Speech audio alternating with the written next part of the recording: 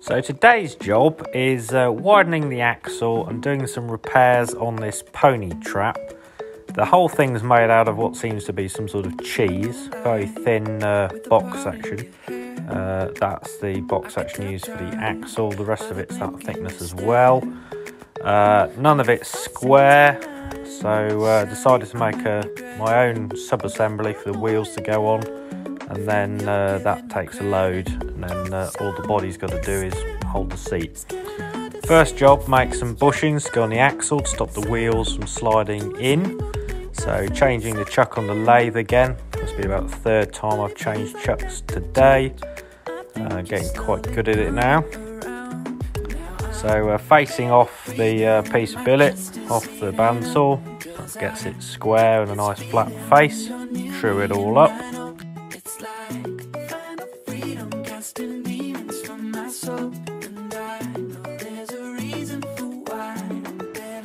Now I've managed to find a drill same size as the axle.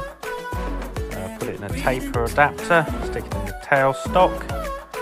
I've centre drilled the workpiece, operating all the levers with one hand because I'm filming, and then time to drill that out to size.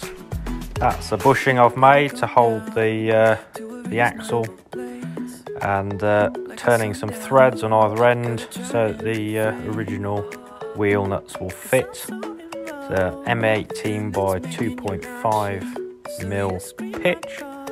There's the acorn nut going on there.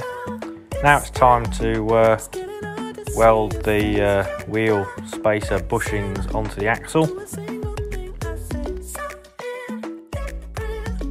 So here I am starting work on the underframe using some scrap box. Need not, waste not, want not.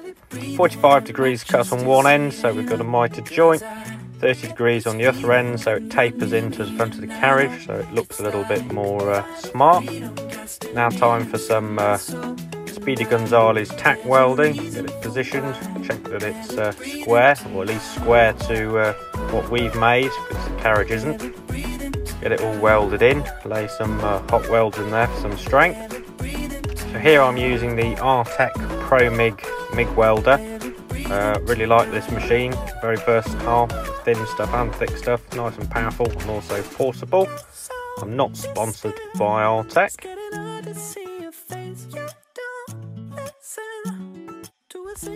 Here's Adam making some end plates with some rather large scissors he's found in a workshop. So we'll get those welded onto the end of the exposed tube so no muck can go in there. And time to throw some black hammerite at it, just to tidy it all up and finish it off. Do the underside, and then we'll flip it over and do the top. No runs, but might put my hand in it at one point, which is fairly standard for painting jobs.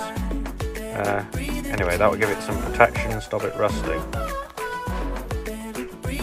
And have to finish off with a test ride. So shackled it up to our trusty pony, aka the mobility scooter.